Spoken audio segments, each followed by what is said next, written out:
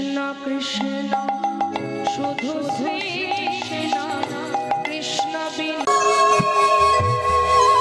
মায়ের মাথাটা ছুঁয়ে সেদিন কথা দিয়েছিল, মা পারবো কিনা জানি না, তবে শাস্ত্রে বলে মাতৃভক্তি অটুট যত, সেই ছেলে হয় কৃত্রি তত। তুমি আশীর্বাদ করো, আমি চেষ্টা করব। একদিন দুদিন নয়, 12 বছর তুলসী দিয়েছে, 12 বছর। দুটো করে তুলসী পাতা দিত, সেটা নিয়ে গিয়ে সুরধ্বনির জলে আবার ফেলে দিত। আজকে ফেলে দিয়ে অদ্ভুত দৃশ্য, যেদিকে ও জলের স্রোত সেদিকে তুলসী যাচ্ছে না, তুলসী উল্টো দিকে যাচ্ছে। অদ্বৈত আচার্য ভাবলো আমাকে দেখতে হবে, দেখি তুলসী কোথায় যায়।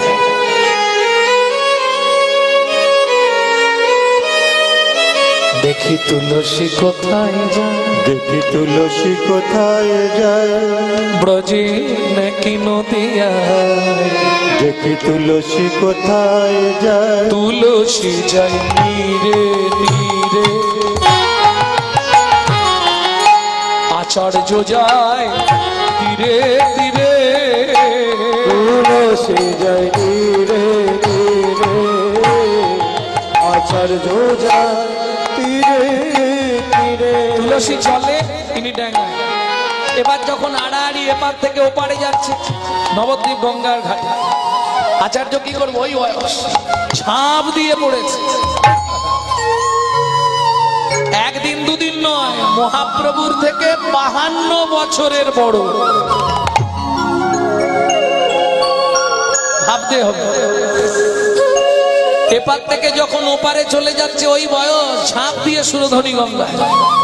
এইবার ওপারে গেছে, কিন্তু মেয়েদের ঘাটে তো মেয়েরা স্নান করছে, আর তুলসী গিয়ে এক মাকে বারবার প্রদক্ষিণ করছে। এটা আপনাদেরও হবে, জলের স্রোত থাকলে দাঁড়িয়ে গেলে না, জল গায়ে লেগে ঘোরে। মা গন্ডুসে জল তুলেছে, তুলসী ভেতরে চলে গেছে। আর যত কিন্তু তখন ঘাটে উঠতে পারছে, মেয়েরা স্নান করছে, উঠবে কি করে, দূর থেকে দেখেছে ওই জলের মধ্যে। আর যা ভেতরে গেছে, সঙ্গে সঙ্গে অষ্টসাত্ত্বিক ভাবে বিকার শুরু হয়েছে। ও তো উঠে একবারে ভিজে কাপড়ে ভিজে চুলে চলে যাচ্ছে। আচার্যদেব ভাবলেন যদি মেয়ে ছেলের পিছনে পিছনে যাই, লোকে খারাপ ভাবলো। ও মা, এই যে ও মা, এই ভদ্র মহিলা ছুটতে ছুটতে চলে গেল, ওটা কে গো, আপনি চেনেন না? ও তো নীলাম্বর চক্রবর্তীর মেয়ে। আরে আমার বাল্যবন্ধু নীলুর মেয়ে, এত বড় হয়ে গিয়ে আবার বিয়েও হয়ে গেছে। কারো জানার দরকার নেই, নীলুকে একবার কথাটা জানিয়ে রাখি। নীলু, এই নীলু, নীলু আছিস নাকি? আরে বন্ধু, অনেক দিনের পর, কি ব্যাপার? বলে শোন, তোর মেয়ের বিয়ে হয়েছে তো? হ্যাঁ, কোথায়? ওই তো নবদ্বীপ। শোন একটা কথা বলি, কি খুব তাড়াতাড়ি তোর মেয়ে গর্ভবতী হবে। শালা বুড়ো বয়সে ধীরে সব এইসব তুই জানলি কি করে? আরে জানলাম মানে শুধু তাই নয়, একটা নয় 2 পিস গেছে। রাধা গোবিন্দের 2টো চরণ তুলসী গেছে। যদি 2টো হয় ভালো, আর যদি একটা হয় জানবি 2টো মিলে একটা হচ্ছে।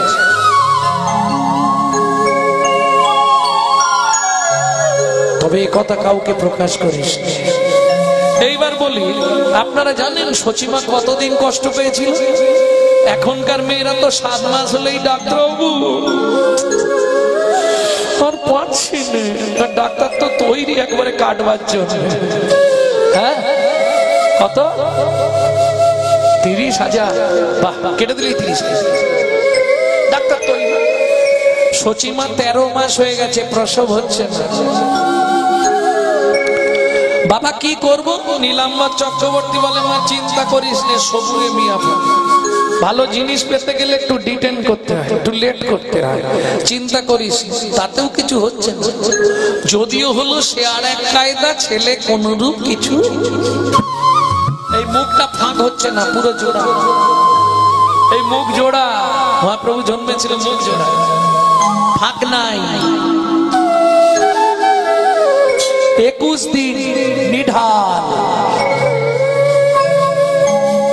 কি করবেন? সবাইকে খবর দেওয়া হচ্ছে, ডাক্তার, বৈদ্য, কবিরা।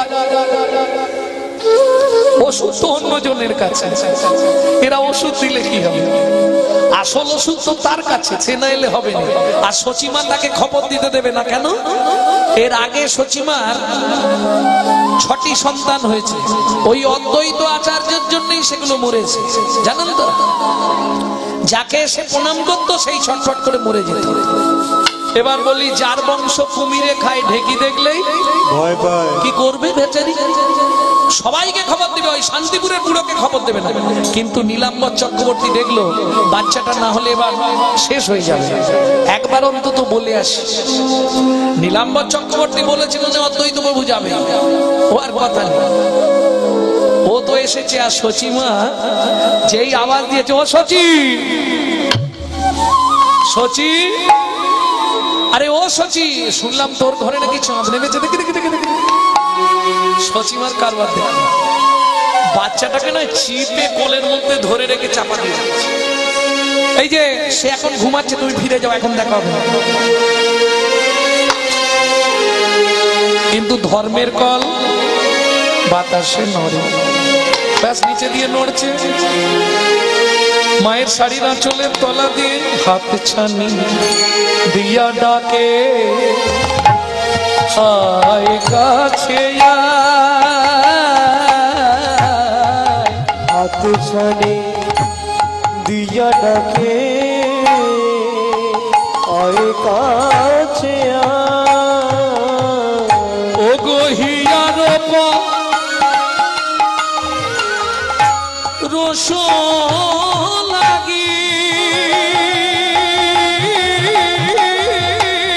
হরি হরি হরি হরি মোর চাই হিয়ারো পরশ লাগি,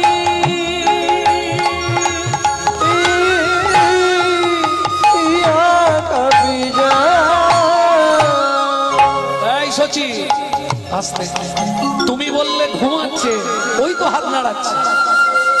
এইবার সচিমা কি করবে, লজ্জায় পড়ে গেছে না? ওরে দুষ্টু ছেলে, তুই ঘুমাস নি? হয়ে গেল, সচিমা এবার বার করে ফেলেছে কোলে। আহা, সত্যি সত্যি তোমার ভাগ্য। চাঁদনি আড়িয়া কেবা জোছনা ছানিয়া গো, গড়িল এনো নির পুতুলি, সোনার বরণ দেহ আলো করি দশ দিশি, কে এলো রে নদিয়া উজলি, কেউ এলো রে নদিয়া উজলি, কে এলো রে, কে এলো রে, এ যে ভুবন ভোলানো রূপে এলো রে। সচি, সত্যি তোমার ভাগ্য ধন্য। গগনের চাঁদ আসি ধরাতে উদয়, কলঙ্কিত চাঁদে আর কিবা ফলদয়। আর চাঁদ উঠুক না উঠুক দরকার নেই, তোমার ঘরেই চাঁদ এসে গেছে। এই যখন কথা বলছে দুজনে, কে কে?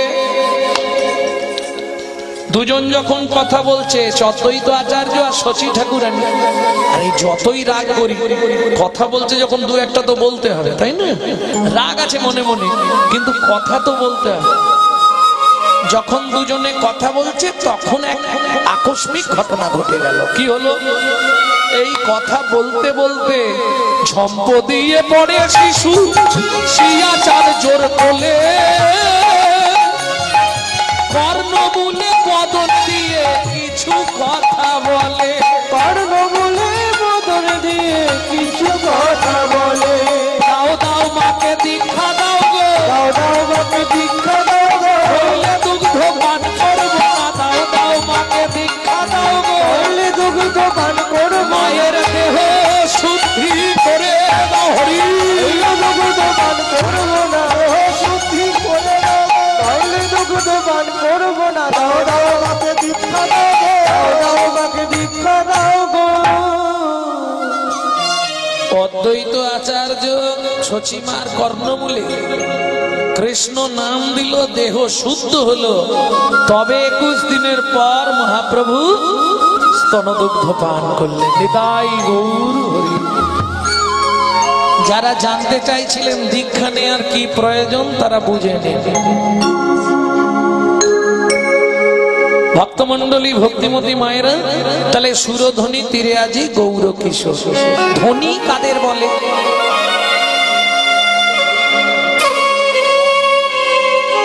ধ্বনি কাদের বলে? আরে যাদের অনেক টাকা পয়সা আছে, ধন সম্পত্তি আছে, তারাই ধনী। কে? চৈতন্য চরিতামৃতের মধ্যলীলার অষ্টম পরিচ্ছেদে রায় রামানন্দকে মহাপ্রভু গোদাবরী গঙ্গার তীরে জিজ্ঞেস করছে, বলো তো রায়, বিদ্যা মধ্যে জীবের কোন বিদ্যা সব? রাই কহে, কৃষ্ণ প্রেম বিনা জীবের বিদ্যা নাহি। বিদ্যা নাহিয়া। আমরা তো ওই এতেই অহংকারে মরি। আমি এমএ পাস, আমি বিএ পাস, আমি বিটি, হ্যাঁ আমি পিএইচডি করেছি, বাবা ওই অহংকারেই আমরা শেষ। রাধে। কিন্তু বিদ্যা মধ্যে কোন বিদ্যা স্যার? রায় রামানন্দ বলছে, প্রভু কৃষ্ণ প্রেম বিনা জীবের বিদ্যা নাহিয়া। ওরাই এত যে সম্পত্তি, কোন সম্পত্তি গনি? রায় রামানন্দ মহাপ্রভুর চরণের দিকে তাকিয়ে তাকিয়ে কাঁদে আর বলে, প্রভু গো, ও প্রভু গো, রাধা কৃষ্ণে প্রেমে যা সেই বড় ধনী, সেই বড় তাহলে ধনীকে, যার ঘরে অনেক ধন আছে সেই হলো ধনী, তাই তো? বেশ না, তোমরা খালি মাঝখানে ঘাট নেড়ে দাও কেন? আমি যখন প্রমাণ করে দিই তখন তোমাদের মুখগুলো এইটুকুটুকু হয়ে যায়। যার ঘরে অনেক ধন আছে সে ধনী নয়? এই শোনো, আমি প্রমাণ দেব, তাতে দরকার হলে গৌরচন্দ্রিকায় চলো। যার ঘরে ধন আছে, যার ঘরে সোনা আছে, তারাই হলো পারমার্থিক জগতের ধনী।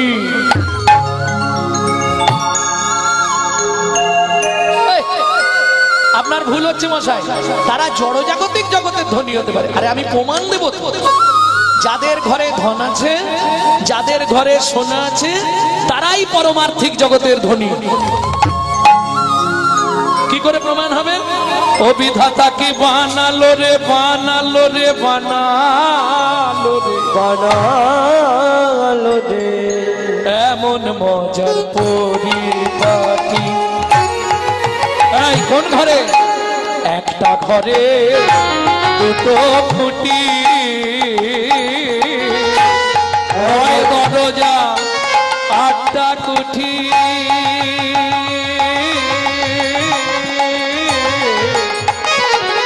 ঘরের নয় দরজা, আটটা কুঠি, চার জানালা দিয়েছে। কোন ঘরেতে বসে বিধি সৃজন করেছে, কোন ঘরেতে বসে বিধি সৃজন করেছে। এই যে যত ভালো মিস্ত্রি হোক, চারটে খুঁটি তাকে দিতেই হবে, কি? তাহলে ঘরে জল পড়বে না। কিন্তু ভগবান যে ঘরটা সৃষ্টি করলো, দুটো খুঁটির ওপর এতখানি ট্যাকচার। এ তো ছোট ট্যাকচার দেখছেন, কলকাতার দিকে চলুন, 1 কুইন্টাল 1.5 কুইন্টাল একটা ট্যাকচার। কিন্তু মজাটা কি জানেন? সব দুটো খুঁটির ওপর দাঁড়িয়ে আছে। যেগুলো খুব হেলে গেছে সেগুলো ঠেকঠুক দিয়ে আর একটা খুঁটি বাড়াতে হয়েছে, নাহলে সব দুটো খুঁটির ওপর। কি এমন মজার পরিপাটি! একটা ঘরের দুটো খুঁটি, 9 দরজা, 8টা কুঠি, লজ্জা, ঘৃণা, ভয়, মান, প্রণয়, অহংকার, অবিদ্যা, মন। 9টা দরজা, 2টো চক্ষু, 2টো কর্ণ, 2টো নাসিকা, একটা মুখ গহ্বর, একটি পায়ু, একটি উপস্থ। বোঝা গেল? 4টে জানালা, 2টো বক্ষ যুগল, একটি নাভি কমল, আর একটা জানালা আছে, ওটা মায়েরা জানে। ওটা মায়েরা খুব সহজে বলতে পারবে। কখন? যখন আমরা খুব ছোট ছোট থাকি না, মায়েরা কি করে? সোনা এদিকে এসো, ঠিক স্নান করবার আগেতে সোনা রে, মানিক রে, বাবা রে,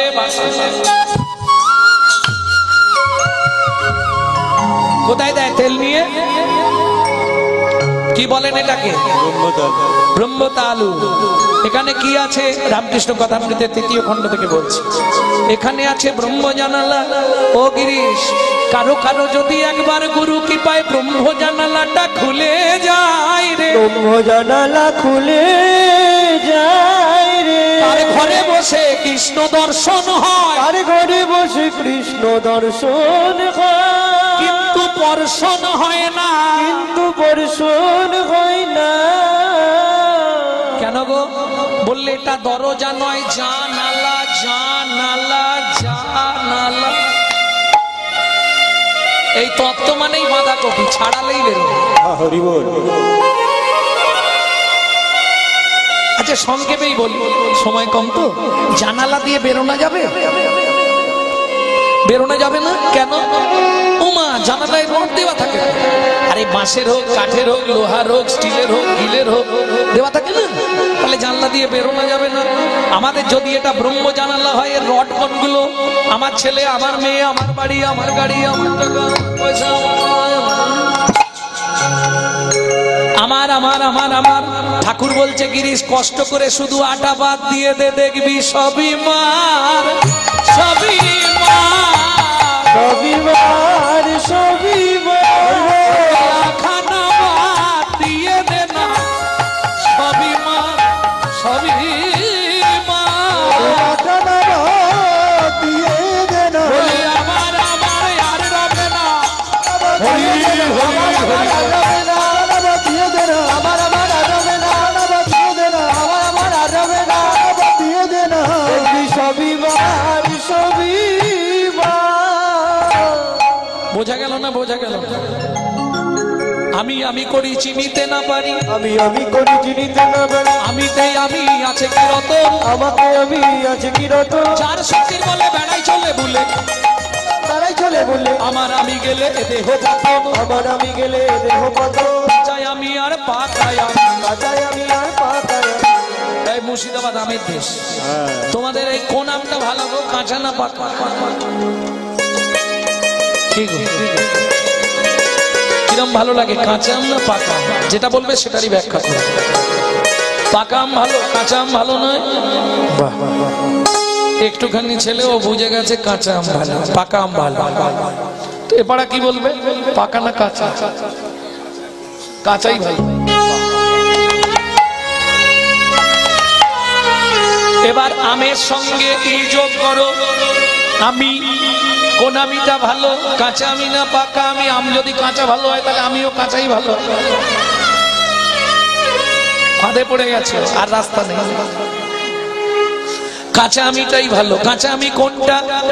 আমি এই বাড়ির মালিক, আমি এই ব্যাংকের মালিক, আমি এই জায়গার মালিক, আমি কর্তা, আমি কর্তা। এ কথাটি সবাই বলে।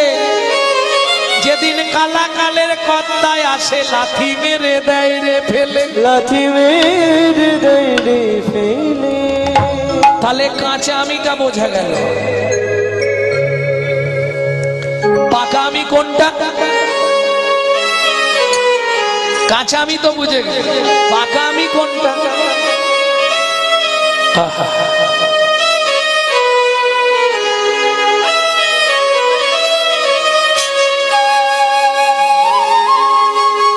পাকা আমি কোনটা হবে? আমি যে তোমারই দাস, তুমি যে আমার প্রভু,